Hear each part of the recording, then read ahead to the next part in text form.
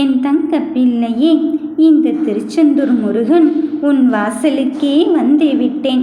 இம்மையிலும் மறுமையிலும் என்னை கண்டு ஆனந்தம் கொள்ளும் என் பிள்ளைக்கு எப்பொழுதுமே கஷ்டம் என்பதே இருக்காது. இதோ இந்த யுகம் மாறிவிட்டது. உன் பிடிவாதம் ஜெயித்து விட்டது. உன் கஷ்ட காலத்திற்கு இங்கு முடிவுரை கட்டிவிட்டேன். நீயோ தீராத கண்ணீரோடு அங்கு வாழ்ந்து கொண்டு இருந்தாய். இந்த கண்ணீரும் கவலையும் எப்பொழுதுதான் முடிவுக்கு வரப்போகிறது என்று நீ பலவீனமாக உன்னை எண்ணிக்கொண்ட தருணங்கள் முடிந்துவிட்டது. ஆம் என் கண்ணின் மணியே, இந்த திருச்செந்தூர் முருகன் உன் வாசலுக்கு வந்திருக்கும் பொழுது சர்வ சாதாரணமாக நினைத்து கடந்து விடாதே. வெற்றி வாக்கு மட்டுமல்ல, இனி உன் வாழ்க்கை வளமாக வளர்வதை நீயே கண்கூடாக பார்க்கத்தான் போகிறாய். வாழ்க்கை என்பது துன்பத்தின் பிடியில் இருந்து கொண்டு இருக்கின்றது.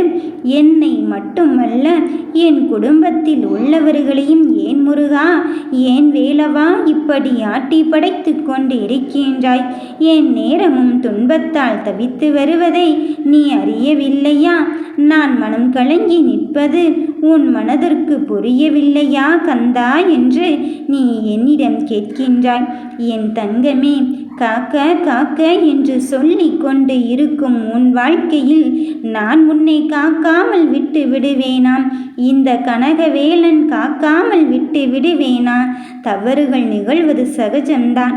அந்த தவறுகளை தாண்டி நீ நிம்மதி பெறும் மூச்சு விடும் தருணத்தையும் இப்பொழுது உனக்காக நான் வந்திருக்கின்றேன். ஊழியின் வழியை தாங்கினால்தானே சிற்பத்தை செதுக்கிக் கொள்ள முடியும். அப்படித்தான் நான் உன் கரத்தை பற்று கொள்ளும் போது ஒரு சிறு வழியை உணர்வாய். அந்த வழியின் தன்மைதான் உன் சோதனை காலம். இப்பொழுது அந்த சோதனை காலமும் முடிந்து விட்டது. வாழ்க்கை என்றால் என்னவென்று உனக்கு புரிய வைக்கும் தருணத்திற்குத்தான் அப்படி ஒரு நிலையை உனக்குள் உருவாக்கினேன். இன்பமும் துன்பமும் வருகிறதோ என்று சிந்திக்காதே. ஏற்றமும் இரக்கமும் வருகிறதோ என்று நினைக்காதே. எது வந்தால் உனக்கு என்ன? வாழ்ந்து பார்க்கலாம். என்னோடு தான் என் முருகன் இருக்கின்றானே என்று முன்னோக்கி நடந்து செல்வதை விட்டுவிட்டு ஏன் கடந்து வந்ததையே நினைத்து கொள்கிறாய்? யாராக இருந்தாலும் கடந்து வந்த பாதையில் திரும்ப பயணிக்க மாட்டார்கள். என் செல்ல பிள்ளையே, நீயும் அப்படித்தானே? அது போலத்தான் உன் வாழ்க்கையிலும் எத்தனை தடைகள் வந்தாலும் உன் சூழ்நிலை மாறத்தான் போகிறது. ஆனால் உன்னிடத்தில் சூழ்நிலையால் மாறிக்கொண்டு ஒருவர் வந்து கொண்டு இருக்கின்றார். ஏனென்றால் அவர் வேலை முடிந்து விட்ட பிறகு சென்று விட்டாரே என்று உன் மனம் தாங்கிக் கொள்ள முடியாத மனவலியை அங்கு அனுபவித்து கொண்டு இருக்கின்றாய். சூழ்நிலையால் மாறுகிறவர்களை கண்ணீரோடு மன்னிப்பும் கேட்டாச்சு. நான் என்ன செய்வது முருகா, நான் என்ன செய்வது வேலவா என்று நீ நினைக்கிறாய். அவர்கள் சுயநலமாக சிந்தித்து கொண்டிருப்பதை இன்னும் நீ உன் மனம் புரியாமல் இருந்து கொண்டு இருக்கின்றாயா? வருடங்கள் கடந்து விட்டாலும் அந்த வருடுகள் மாறுமா என்று நினைக்கின்றாய்.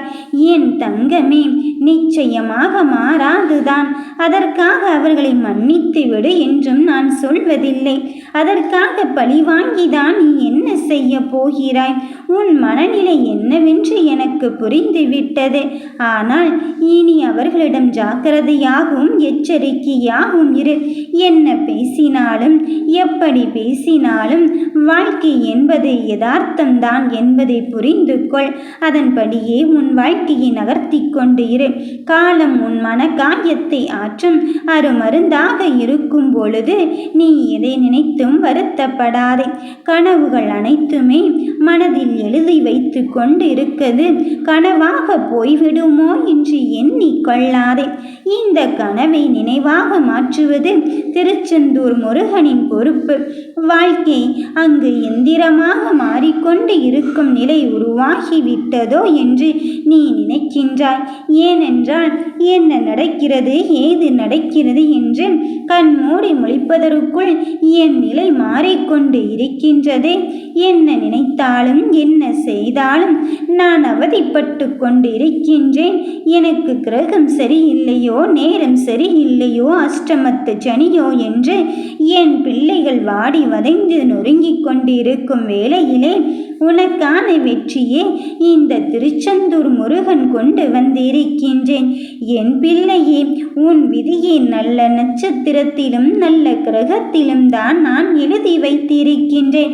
அப்படி இருக்கும் பொழுதும் இந்த பகவானே உன்னிடத்தில் வந்து இருக்கும் பொழுது இனி உன்னால் முடியாத காரியம் எதுவாக இருக்க முடியும்?